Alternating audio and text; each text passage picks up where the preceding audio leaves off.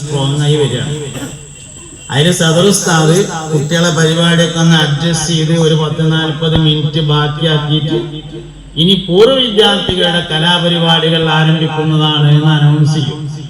അപ്പൊ അങ്ങോട്ട് കയറിയിട്ട് അങ്ങോട്ട് പാടും ഹക്കാന കോന മറൽ മക്കാവ് വിട്ട് നബി പക്ക മദീന തണവായി ആരേതും എത്തിടുക ഇരാറമൊത്ത് ഷഹർ ബഹറാൽ പൊറുത്ത വിറകേ.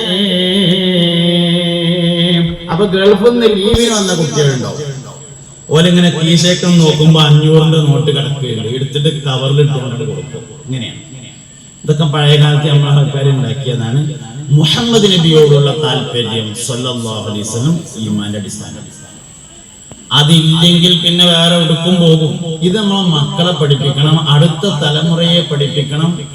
ഇനി ഇസ്ലാമിനെതിരെ വരാവുന്ന എല്ലാ ചോദ്യങ്ങളും നബി തങ്ങളെ കുറിച്ചായിരിക്കും സല്ലല്ലാഹു അലൈഹി വസല്ലം. അതുകൊണ്ട് പുണ്യനബി സല്ലല്ലാഹു അലൈഹി വസല്ലമ തങ്ങളെ നന്നായി പഠിപ്പിക്കണം. നബി തങ്ങള് അഷ്റഫുൽ അംബിയ ആണ്. അംബിയാക്കളിൽ ഏറ്റവും ശറഫുള്ള ആളാണ് ഹബീബുനാ റസൂലുള്ളാഹി സ്വല്ലല്ലാഹു അലൈഹി വസല്ലം. അഷ്റഫുൽ അംബിയ, അംബിയാക്കളിൽ ഏറ്റവും ശറഫുള്ള. എന്നാൽ നബി തങ്ങൾ അഷ്റഫുൽ അംബിയ മാത്രമല്ല, അഷ്റഫുൽ ബശറാണ്. മനുഷ്യരിൽ ഏറ്റവും ശറഫുള്ള ആളാകുന്നു. അങ്ങനെ ഒരു മനുഷ്യൻ വേറല്ല എന്നുള്ളതാണ്. വെള്ളയിൽ സ്വർണ്ണ നിറം കയറിയതാണ് നബി തങ്ങളുടെ ശരീരത്തിന്റെ കളർ സല്ലല്ലാഹു അലൈഹി വസല്ലം. വെള്ളയിൽ സ്വർണ്ണ നിറം കയറിയത് കഴിഞ്ഞ റബീഉൽ അവ്വലിൽ, ഇനി അടുത്ത റബീഉൽ അവ്വൽ വരാനായിട്ടുണ്ട്. അടുത്ത റബീഉൽ അവ്വലിന് ഒരു പ്രത്യേകത ഉണ്ട്. നബിദിനത്തിന്റെ 1500-ാം വർഷം കൂടിയാണ് അടുത്ത റബീഉൽ അവ്വൽ. കഴിഞ്ഞ റബീഉൽ അവ്വലിനോട് കുറെ ആളുകൾ ആവർത്തിച്ച് ചോദിച്ച ഒരു ചോദ്യമായിരുന്നു, മുത്തുനബി സല്ലല്ലാഹു അലൈഹി വസല്ലമയെ ഉറക്കത്ത് കാണാൻ എളുപ്പമുള്ള സലാത്ത് ഏതാണ്? സലാത്തായാലും പോരെ, എളുപ്പം വേണം. വലിയ പ്രശ്നം തന്നെയാണത്. സലാത്ത് ഏതാന്ന് ചോദിച്ചിട്ടുണ്ടെങ്കിൽ പിന്നെ ഒരു സംഗതി, ഒരു സമാധാനം ഉണ്ട്. ഇത് എളുപ്പമുള്ള സലാത്ത് വേണമെന്നാണ്. നബി സല്ലല്ലാഹു അലൈഹി വസല്ലമയെ ഉറക്കത്തിൽ കാണാൻ സ്വലാത്ത് പറ്റായൊന്നുമില്ല. പക്ഷെ അത് 4ാമത്തെ കാര്യമാണ്. പറ്റും, 4ാമത്തേതാണ്. 3 വേറെ ഉണ്ട്. 1ാമത്തെ കാര്യം, അഷ്റഫുൽ ഖൽഖ് സല്ലല്ലാഹു അലൈഹി വസല്ലമയെ ഉറക്കത്തിൽ കാണണമെങ്കിൽ വലിയ ആഗ്രഹം വേണം. ആഗ്രഹം എന്ന് പറഞ്ഞാൽ പോരാ, പൂതി എന്നൊക്കെ പറയേണ്ടി വരും. ഭാഷയിൽ അതൊക്കെ ഒന്ന് തന്നെ ഇക്കാരം. പക്ഷെ ആഗ്രഹത്തിന്റെ മേലെയാണ് പൂതി. എല്ലാ പൂതി വേണം.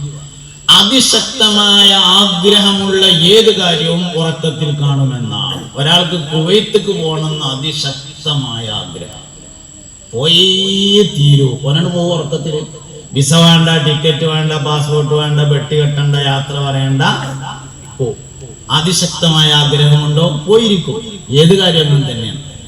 എനിക്ക് കെലിമലിട്ട് തന്നെ മരിക്കണം എന്നൊരാൾക്ക് അതിശക്തമായ ആഗ്രഹമുണ്ടെങ്കിൽ ഓൻ ചെല്ലിയിരിക്കും. ഒന്നുമില്ല, കിട്ടി കാണാം, അല്ലാതെ അങ്ങനെയാണ്. അതൊന്നും കാര്യമില്ല. നല്ലോണം അതിനാണ് പൂതി നമ്മൾ മലയാളത്തിൽ പറയാം. പൂതി. നമ്മളെവിടെ ഈ പുത്തനത്താണിന്ന് രേഷൻ പോയിട്ട് ഇരിങ്ങാവൂര് പറഞ്ഞ സ്ഥലത്ത് ഞാൻ നാളെ ഒരു കുടുംബ മഹല്ല് സംഗമത്തിന് പോയി. അവിടെ ഒരു പൂതിപ്പാപ്പ എന്ന ഒരാൾ ജീവിച്ചിരുന്നു. പൂതിപ്പാപ്പ നല്ല മനുഷ്യനാണ്, സ്വാലിഹായ മനുഷ്യനാണ്. മടവൂർ CM വലിയുള്ളാഹിയുടെ നിർദ്ദേശത്തെ തുടർന്ന് അദ്ദേഹം ആ പ്രദേശത്ത് വന്ന് താമസാക്കി. നാട്ടുകാർക്കൊക്കെ വളരെ വേണ്ടപ്പെട്ട ഒരാളായിരുന്നു. മൂപ്പരിങ്ങനെ നടന്നു പോകുമ്പോ പെണ്ണിട്ടാം പൂതി കായില്ലാത്ത കേട് എന്ന് പറയും. അപ്പൊ ഇതിങ്ങനെ കുട്ടികൾ, സ്കൂളിൽ പോണ കുട്ടികളൊക്കെ കേട്ടപ്പോ അവർക്കൊരു രസമായി. കുറെ കഴിഞ്ഞപ്പോ കുട്ടികള് പെണ്ണിട്ടാം പൂതി എന്ന് പറയും. അപ്പൊ മൂപ്പര് കായില്ലാത്ത കേട് എന്ന് പറയും. പിന്നെ അതൊരു പണിയായി. ആദ്യം 2 മൂപ്പരനെ പറഞ്ഞത്. കുറച്ച് കഴിഞ്ഞപ്പോ കുട്ടികൾക്ക് ഒരു രസമായപ്പോ കുട്ടികൾ എന്ത് പറയും? പെണ്ണിട്ടാം പൂതി എന്ന് പറയും മൂപ്പരെ കണ്ടാല്. അപ്പൊ മൂപ്പര് കായില്ലാത്ത കേട് എന്ന് തിരിച്ചും പറയും. അങ്ങനെ രസം. അങ്ങനെ മരണപ്പെട്ടു. നല്ല വലിയ മക്ബറയാണ്, സിയാറത്തൊക്കെ ചെയ്യുന്ന സ്ഥലമാണ്. വലിയ മഹാനാണ്. എന്താ സംഭവിച്ചാല്, മൂപ്പരെ പെണ്ണിട്ടാം പൂതി എന്ന് പറഞ്ഞത് ഇവിടുന്ന് മൂക്ക് വലിച്ചിന പെണ്ണിനെ കെട്ടാനല്ല. മൂപ്പരെ പെണ്ണിട്ടാം പൂതി സ്വർഗത്തുനിന്നാണ്. അത് വലിയൊരു പൂതി തന്നെയുള്ളൂ. അതിന് ചില്ലറ പൈസ എന്ന് പറയാൻ നല്ല നോട്ടിന്റെ കട്ടേക്കാൻ ചെല്ലേണ്ടി വരും. തലവസ്ഥായിലെ അൽമവാഹിബുൽ ജലിയ ഉണ്ടല്ലോ പാട്ട്, 10 വാള്യങ്ങളാണ്. 10ാമത്തെ വാള്യത്തിന്റെ അവസാനത്തെ അധ്യായമാണ് സ്വർഗം. ആ സ്വർഗം ഇങ്ങനെ പറഞ്ഞിട്ട് സ്വർഗം പറഞ്ഞ് ഇങ്ങനെ അവസാനിക്കുകയാണ് അൽമവാഹിബുൽ ജലിയ. അതിന്റെ അവസാനത്തേക്ക് എത്തുമ്പോ മണിയില്ല റബ്ബേ വാങ്ങുവാനാ വീട്, കൊതിയുണ്ട് വല്ലാതെപ്പോഴും അതിനോട്. അതാണ് കൊതി. മണിയില്ല റബ്ബേ വാങ്ങുവാനാ വീട്, കൊതിയുണ്ട് വല്ലാതെപ്പോഴും അതിനോട്. അതിലേക്ക് നീ ഒരു പാസ് ദാഹന്നാനേ, അതു നിന്റെ പക്കൽ മാത്രമാതയ്യാനേ. സൗജന്യമായി നീ ഇത് കബൂൽ ചെയ്യണമേ, ഇത് സ്വാലിഹാത്തിൽ സയ്യിദി ചേർക്കണമേ. ഗുണം ചെയ്യണേ നബിക്കെപ്പോഴും നീ കോനേ, അസ്ഹാബിനും ബിൻ ആലിനും റഹ്മാനേ. അവസാനിച്ചങ്ങനെ. അതാണ് പൂതി. മൂപ്പര് പറഞ്ഞ പൂതി ഇവിടുത്തെ പൂതിയല്ല, അത് അവിടുത്തെ പൂതിയാണ്. അപ്പൊ പൂതിപ്പാപ്പ എന്ന് പറഞ്ഞ ഒരാളുണ്ടായിരുന്നു എന്ന് പറഞ്ഞതാണ് ചുരുക്കം. അപ്പോ നബി സല്ലല്ലാഹു അലൈഹി വസല്ലമയെ വർക്കത്ത് കാണാൻ ആഗ്രഹമൊന്നും പോരാ, പൂതി വേണം, അതിശക്തമായ പൂതി. ഒന്ന്. രണ്ടാമത്തെ കാര്യം, ഉറക്കത്തിൽ ഒരാളെ കണ്ടാൽ അത് നബിയാണ് സല്ലല്ലാഹു അലൈഹി വസല്ലം എന്ന് മനസ്സിലാകാൻ ആവശ്യമായ വിവരങ്ങൾ പഠിക്കണം. ഇപ്പം പഠിച്ചാലും മതി, നേരത്തെ അറിയില്ലെങ്കിൽ ഇപ്പം പഠിച്ചാലും മതി. ഒരാളെ കണ്ടു അത് നബിയാന്ന് അറിയണമെങ്കിൽ നബി തങ്ങളുടെ നിറം എന്താണ്? അത് പറഞ്ഞപ്പോൾ എനിക്ക് ഓർമ്മ വന്നേ. നബി തങ്ങളുടെ നിറം എന്താണ്? സല്ലല്ലാഹു അലൈഹി വസല്ലം മുസ്തഫായ നബി തങ്ങളുടെ കൈ എങ്ങനെയാണ്, കാലെങ്ങനെയാണ്, മൂക്കെങ്ങനെയാണ്, കണ്ണെങ്ങനെയാണ്, തലമുടി എങ്ങനെയാണ്, വസ്ത്രധാരണം എങ്ങനെയാണ്, നടത്തം എങ്ങനെയാണ്, ഇരുത്തം എങ്ങനെയാണ്, അങ്ങനത്തെ കാര്യങ്ങൾ പഠിക്കണം. പുണ്യ നബി സല്ലല്ലാഹു അലൈഹി വസല്ലം വാറസ പഠിക്കുമ്പോൾ പഠിച്ചിട്ടുണ്ട്, ഒത്ത ശരീരമാണ്, അധികം നീളമുള്ളവരോ കുറിയവരോ അല്ല. ഒരാൾ ഉറക്കത്തിൽ നബിനെ കണ്ടു സല്ലല്ലാഹു അലൈഹി വസല്ലം, നല്ല നീളമുണ്ട് എന്ന് പറഞ്ഞാൽ മനസ്സിലായി കണ്ടത് നബിനല്ല.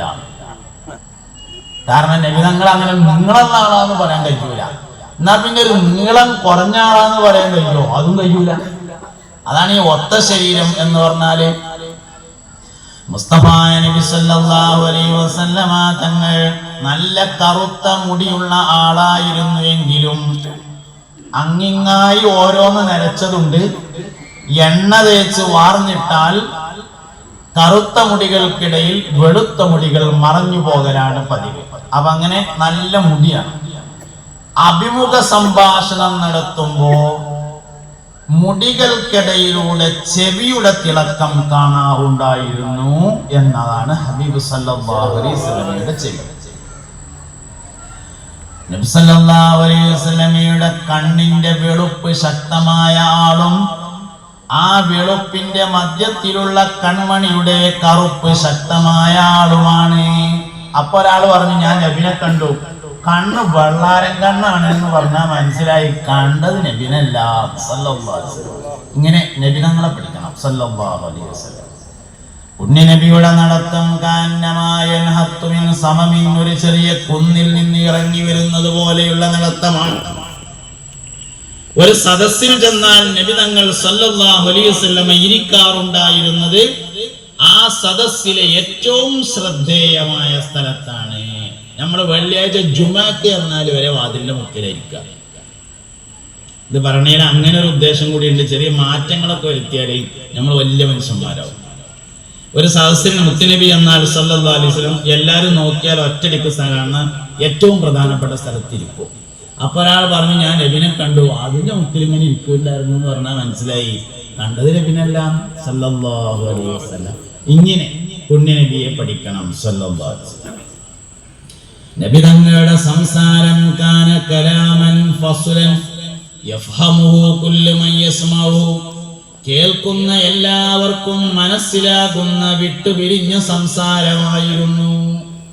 എല്ലാ കേൾക്കുന്ന ആൾക്കാർക്കും മനസ്സിലാവുന്ന വിട്ടുപിരിഞ്ഞ സംസാരം, ആര് കേട്ടാലും മനസ്സിലാവും. ഇങ്ങനെ